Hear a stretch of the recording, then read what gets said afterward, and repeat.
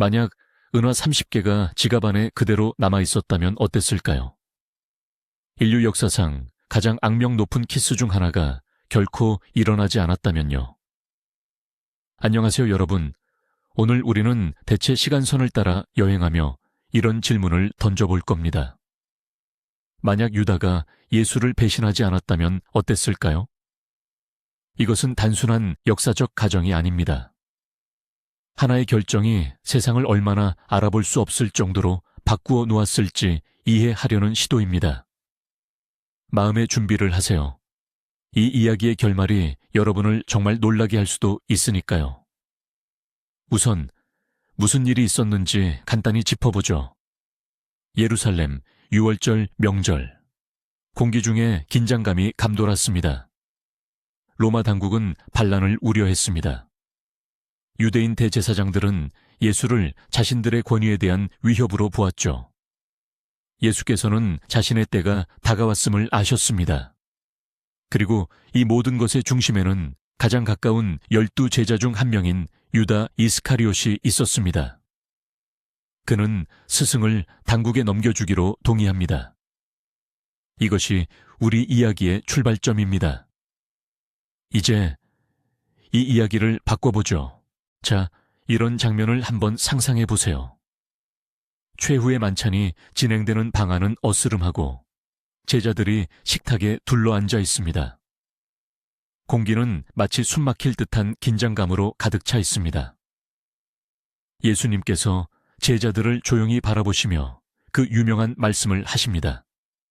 내가 진정으로 너희에게 말한다. 너희 중 한 명이 나를 배신할 것이다. 우리가 아는 익숙한 이야기에서는 유다가 이 말을 듣고 자리를 떠나 자신의 일을 마무리 짓습니다. 하지만 여기서는 상황이 완전히 달라집니다. 상상해 보세요. 그 순간 유다의 마음속에서 무언가가 뚝 끊어지는 것을요. 스승님의 말씀은 마치 번개처럼 그의 가슴을 꿰뚫습니다. 주머니 속에서 그를 태우는 듯 뜨겁게 느껴지던 은화 30잎은 갑자기 아무런 가치도 없는 것이 되어버립니다. 그것들은 더 이상 봉사의 대가가 아니라 영원한 저주의 대가로 변해버린 것입니다. 그는 분노가 아닌 슬픔으로 가득 찬 예수님의 얼굴을 바라봅니다. 그리고 그는 차마 그렇게 할 수 없었습니다. 도저히 그럴 수 없었습니다. 그는 그 자리에 계속 앉아 있습니다. 일어나 어둠 속으로 사라지지도 않습니다. 그저 자신이 저지를 뻔한 끔찍한 일에 대한 공포감에 마비된 채 앉아 있을 뿐입니다. 그리고 이 순간부터 인류의 역사는 완전히 다른 길로 접어들게 됩니다. 다음 이야기는 어떻게 전개될까요? 겟세마네 동산의 밤입니다. 우리가 잘 아는 대로 모든 일은 정해진 수순을 밟는 듯 했습니다. 예수님께서는 죽음의 고뇌 속에서 기도하시고 제자들은 잠과 씨름하다 결국 잠에 골아 떨어집니다. 예수님께서는 자신을 잡으러 올 사람들이 있다는 것을 아십니다. 기다리십니다. 그리고 준비되셨습니다. 올리브 나무 사이 드리워진 그림자 하나하나를 주시하며 횃불을 든 병사들이 금방이라도 그 그림자 속에서 나타날 것이라 예상하십니다. 하지만 그림자는 그저 그림자일 뿐입니다. 몇 분은 이내 몇 시간으로 흐릅니다. 아무도 오지 않습니다.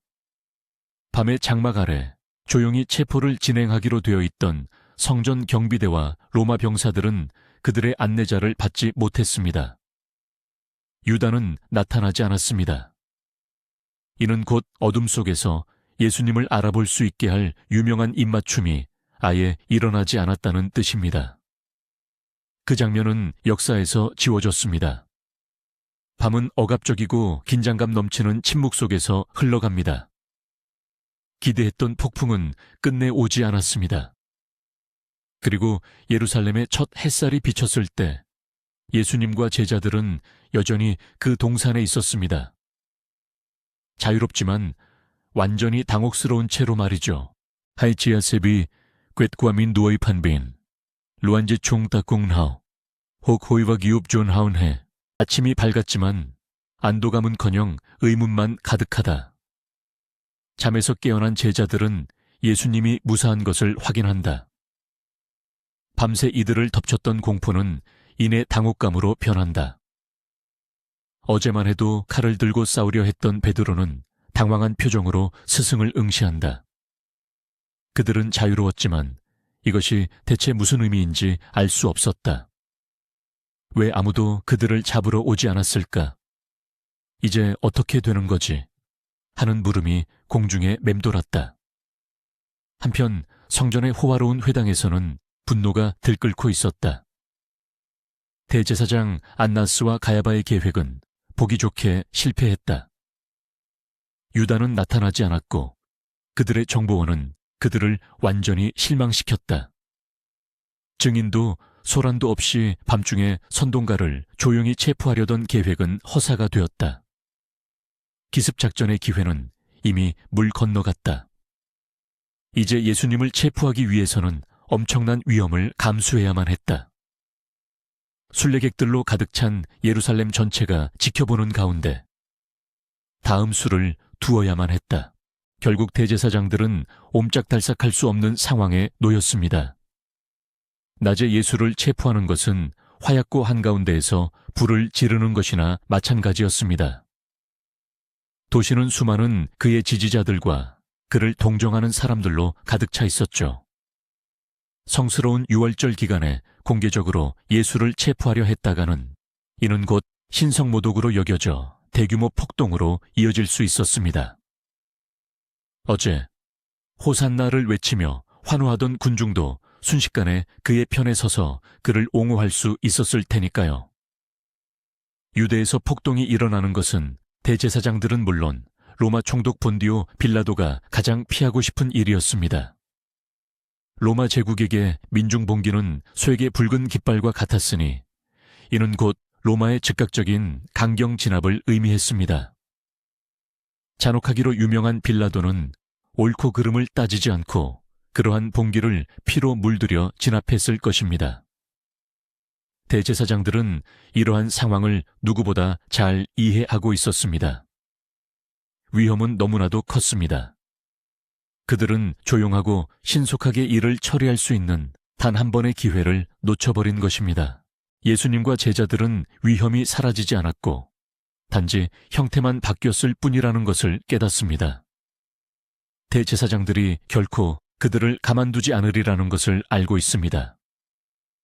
이제 예수님은 공식적으로 수배의 대상이 됩니다.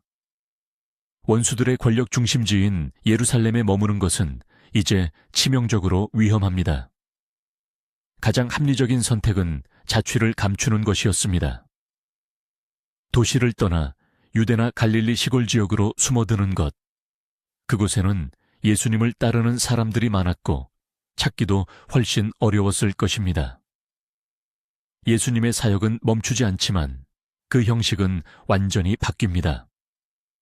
공개적으로 가르치던 설교자에서 비밀스러운 운동의 지도자로 변모합니다. 예수님과 제자들은 이제 도망자 신세가 됩니다. 그들은 마을에서 마을로 이동하며 당국의 눈을 피해 비밀스럽게 복음을 전합니다. 그들의 삶은 성전 경비대와 로마 첩보원들과의 끊임없는 숨바꼭질이 됩니다. 끊임없는 위험 속 지하 생활은 예수님의 가르침 자체에 영향을 줄 수밖에 없었습니다. 그의 설교의 초점 또한 달라졌습니다. 이제는 더 이상 의미 없어진 다가올 희생과 죽음, 그리고 부활에 대한 이야기 대신 다른 주제들이 전면에 부각되기 시작했습니다. 그는 점점 더 이 땅 위에 세워질 하나님의 나라에 대해 이야기했습니다. 그의 말은 더욱 날카로워지고 정치적인 의미를 띠게 되었습니다. 그는 권력자들의 부패, 로마 지배의 불의, 그리고 대제사장들의 위선을 꾸짖었습니다. 사랑과 자비에 대한 그의 가르침은 사라지지 않았지만 강렬한 사회적 메시지를 담게 되었습니다. 이는 억압받는 이들에게는 희망의 메시지가 되고 권력자들에게는 직접적인 도전이 되었습니다. 카이사르의 것은 카이사르에게 돌려주라는 말 또한 이제는 냉소와 불복종의 뉘앙스를 담아 전혀 다른 의미로 들릴 수 있었습니다. C'est un geste simple et économique qui agit de façon globale. Il prend soin de vos articulations, de vos vaisseaux et de votre digestion. Un véritable allié pour votre bien-être. 예수님이 당국의 눈을 피해 숨어 지내는 시간이 길어질수록 그에 대한 전설은 더욱 커져갔습니다. 그는 단순한 예언자를 넘어 진정한 민중의 영웅으로 추앙받게 되었습니다. 최고 의결기관인 사내들인 공회와 막강한 로마 제국에 정면으로 도전하고도 여전히 잡히지 않고 자유롭게 활동하는 전설적인 인물이었습니다. 그가 은밀히 머물렀던 마을마다 저항의 불씨가 피어났습니다. 그에 대한 노래가 만들어졌고 그의 이야기는 입에서 입으로 전해지며 놀라운 일화들이 덧붙여지고 과장되었습니다. 그의 인기는 기하급수적으로 폭증했습니다. 로마의 압제에서 벗어나기를 염원하던 수많은 유대인들에게 그는 살아있는 희망의 상징이 되었습니다. 그는 더 이상 영적인 의미의 메시아에 머무르지 않았습니다. 많은 이들은 그가 반란을 이끌고 이스라엘의 옛 영광을 되찾아 줄 수 있는 잠재적인 메시아 지도자라고 믿었습니다.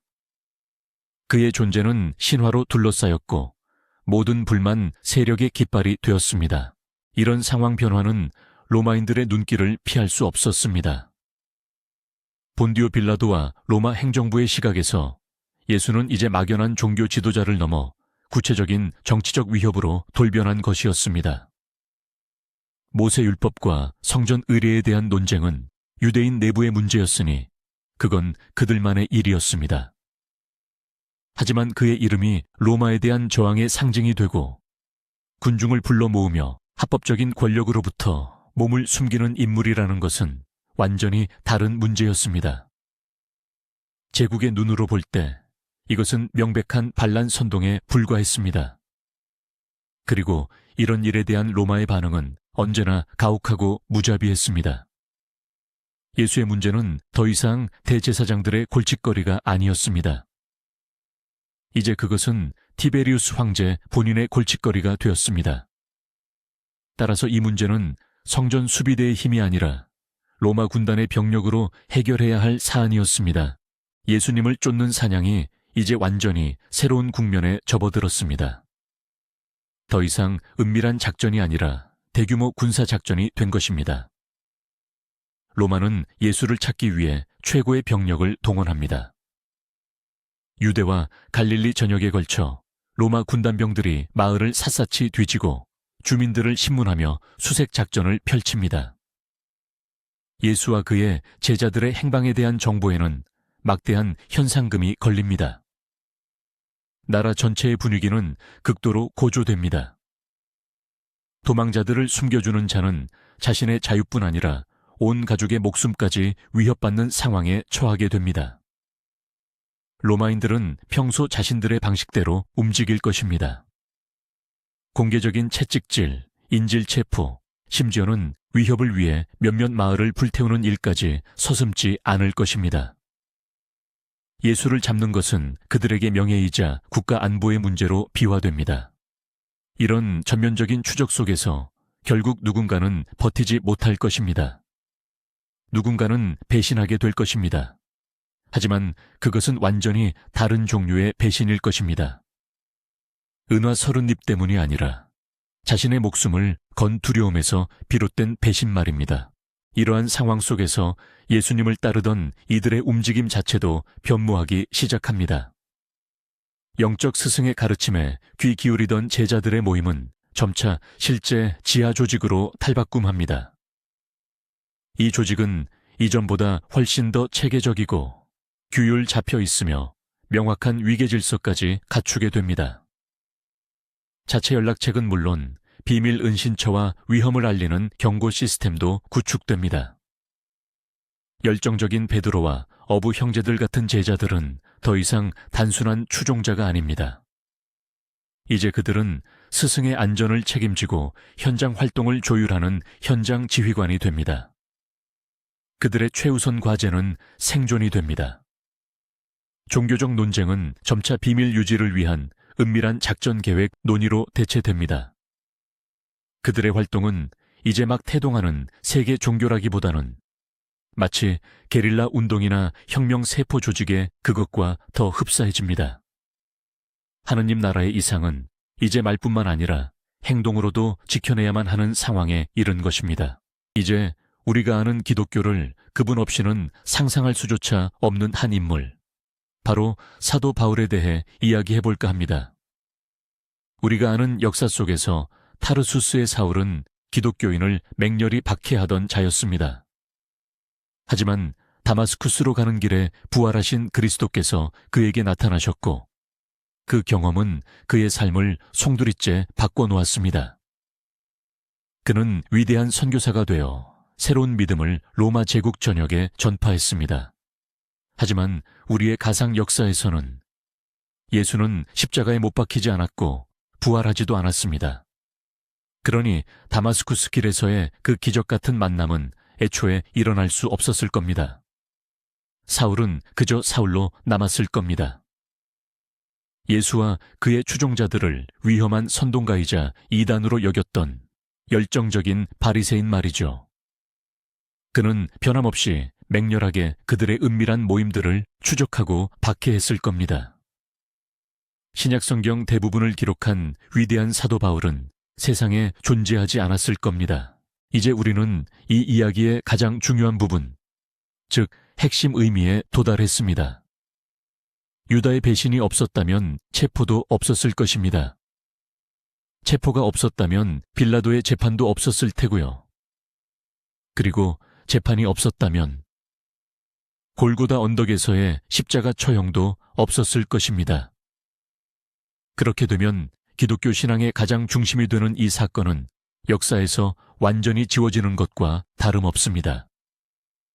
그리스도의 순환, 십자가에서의 고통, 그의 마지막 유언, 이 모든 것이 결코 일어나지 않았을 것입니다.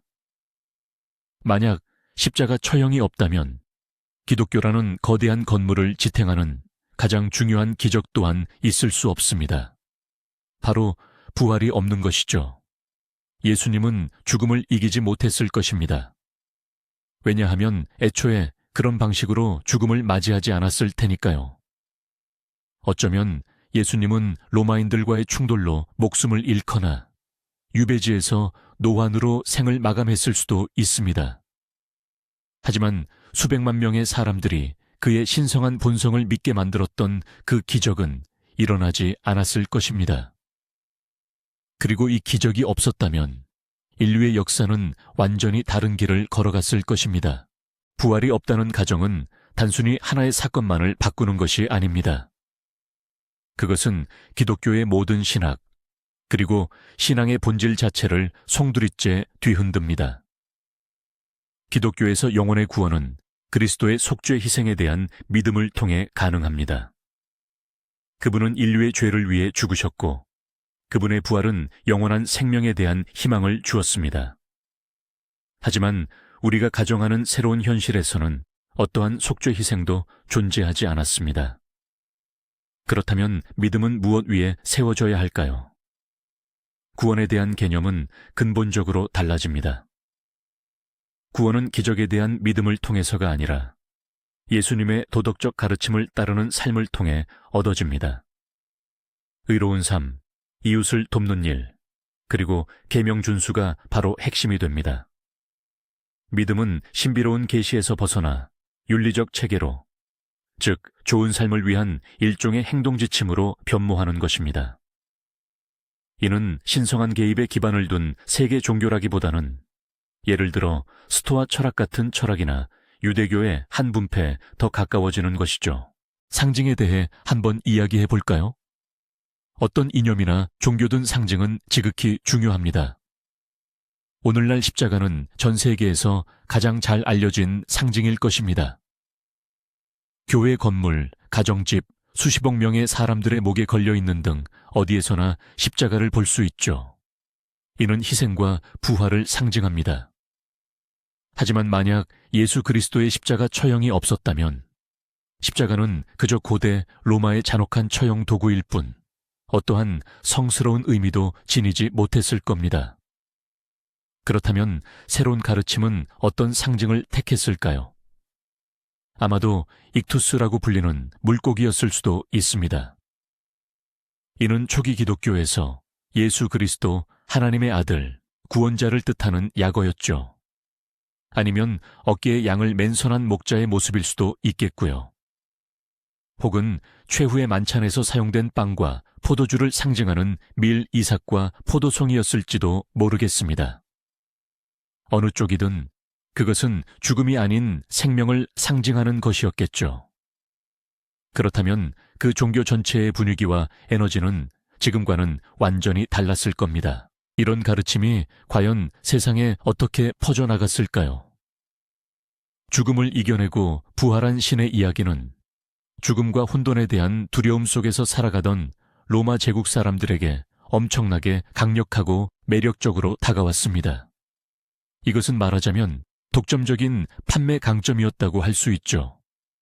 그렇다면 유대 산맥 어딘가에 숨어 지내는 지혜로운 반항아적 스승의 이야기는 어땠을까요? 물론 흥미로운 이야기이긴 하지만 브리타니아에서 페르시아에 이르는 수백만 명의 마음을 사로잡기에는 역부족이었을 겁니다. 중심이 되는 초자연적인 기적이 없었다면 예수의 가르침은 아마도 지역적인 현상으로만 남았을 가능성이 컸습니다. 유대교 내에 영향력 있는 종파가 되어 수세기 동안 존속했을지는 모르지만 유대 지역을 넘어 세계적인 종교로 확산될 만한 폭발적인 힘은 결코 가질 수 없었을 겁니다. 그의 메시지는 너무나 지상적인 것에 머물렀을 테니까요. Le plus facile, c'est une bonne salade de betterave cuite, à la vapeur ou rôtie, avec une petite vinaigrette à l'huile d'olive, et pourquoi pas une pointe d'ail pour relever le goût. Vous pouvez aussi opter pour le jus de betterave, mais attention, il est très puissant. Pensez à le mélanger avec du jus de carotte ou de pomme pour l'adoucir. En somme, manger de la betterave régulièrement, c'est offrir à votre système circulatoire un grand nettoyage de printemps et un élargissement de toutes ses routes pour une meilleure fluidité. Un geste simple pour une santé au top. 이제 시간을 300년 후로 돌려보겠습니다. 우리가 아는 역사에서 콘스탄티누스 대제는 결정적인 전투를 앞두고 하늘에서 이것으로 승리하리라는 글귀와 함께 십자가 징조를 봅니다. 그는 승리하고 기독교를 받아들여 로마 제국의 국교로 만듭니다. 이는 서구 문명의 흐름을 영원히 바꾸는 중요한 사건이 되죠. 하지만 우리의 대체 현실에서는 십자가는 신성한 상징이 아닙니다. 예수를 믿는 신앙 자체는 제국 전체를 아우르는 강력한 힘이 아니라 아마도 소수의 유대인 종파에 불과할 것입니다.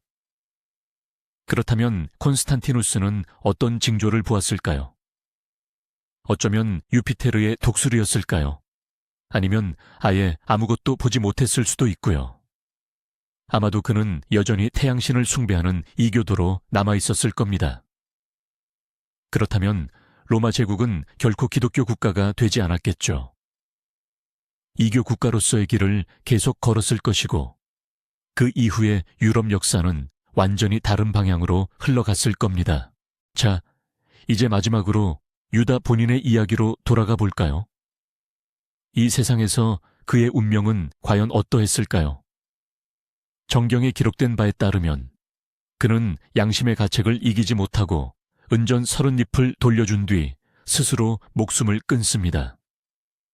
그의 이름은 배신의 대명사가 되었죠.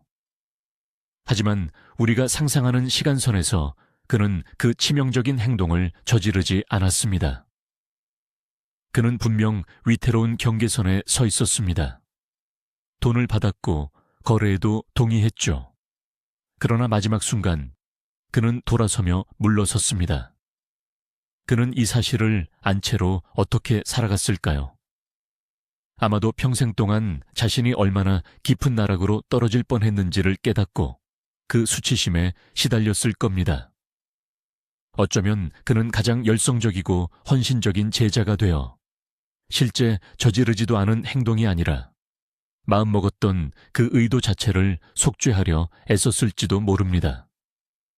그는 역사의 배신자가 아닌 마지막 순간에 올바른 선택을 한 사람으로 기억되었을 겁니다. 비극적이고 복잡하지만 결코 저주받지는 않은 인물. 바로 그런 모습으로요. 초기 기독교를 형성했던 또 하나의 중요한 개념은 바로 순교였습니다.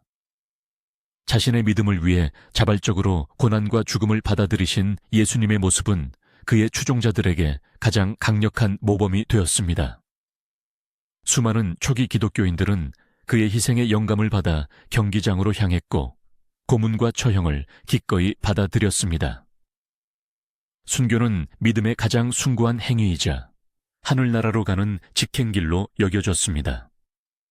하지만 우리의 시나리오에서 예수님은 순교자가 아닙니다. 그는 살아남은 자이며 도망자이자 저항운동의 지도자입니다. 그의 본보기는 믿음을 위해 죽는 법이 아니라 그 믿음을 위해 살아남는 법을 가르칩니다. 이는 운동의 윤리 자체를 완전히 바꿔놓습니다. 자기 희생적인 태도 대신 신중함, 은밀한 활동, 그리고 적을 속이는 능력이 전면에 부각됩니다. 초기 교회의 정신을 강화하는 데 매우 중요했던 순교자 숭배는 아예 존재하지 않았을 것입니다. Un verre de cette infusion, chaque jour, apportera à vos articulations et à vos vaisseaux le principal matériau de construction pour les réparer et les fortifier. 과학과 철학에 미칠 장기적인 영향은 어떠했을지 곰곰이 생각해 보는 것도 흥미롭습니다. 역사적으로 기독교 교회와 과학의 관계는 솔직히 말해 복잡했습니다. 갈등은 주로 과학적 발견이 성경의 문자적 해석과 기적에 대한 믿음에 기반한 교리들과 충돌하면서 발생했습니다. 하지만 우리가 상상하는 대안적 현실에서는 믿음이 초자연적인 부활의 기적이 아닌 윤리적 가르침 위에 세워집니다.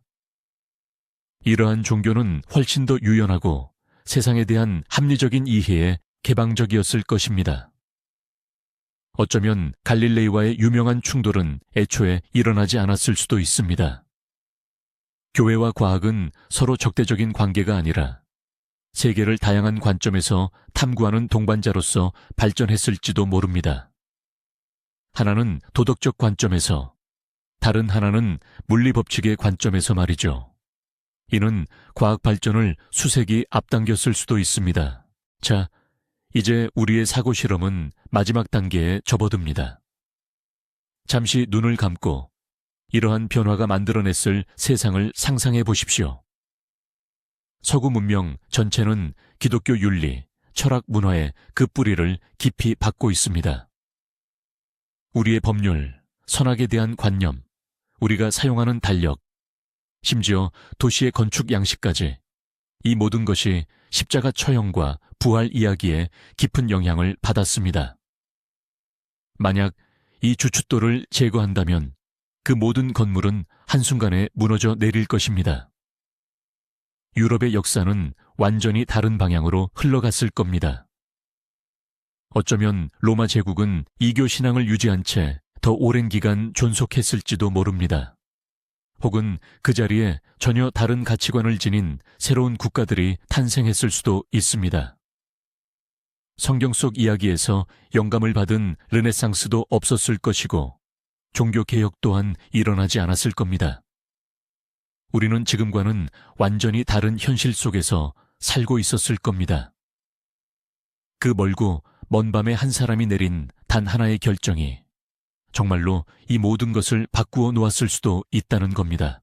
이제 이 모자이크의 모든 조각들을 함께 맞춰봅시다. 유다의 배신이 없었다면 아마 십자가 처형도 부활도 없었을 겁니다. 부활이 없었다면 우리가 아는 형태의 기독교 또한 존재하지 않았겠죠.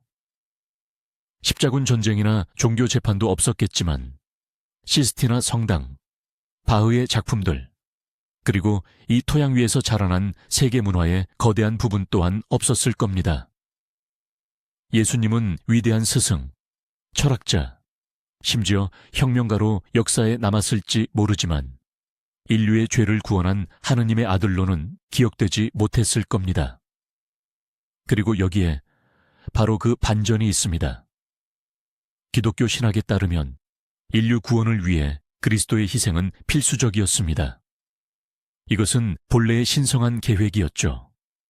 그렇다면 역사상 가장 혐오스러운 행위로 여겨지는 유다의 배신은 이러한 관점에서 볼 때 그 계획에 절대적으로 필수적인 요소였다는 결론에 이릅니다.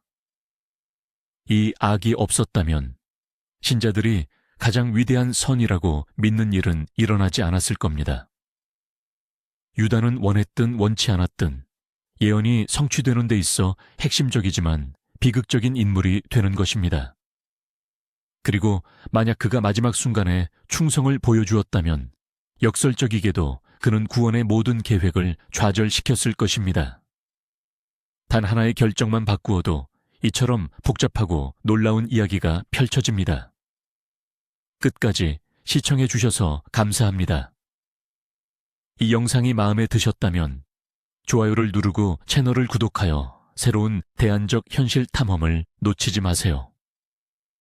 이제 여러분께 질문입니다. 유다의 행동은 과연 운명처럼 이미 정해져 있었을까요?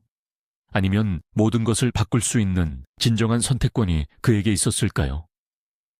댓글로 여러분의 의견을 남겨주세요.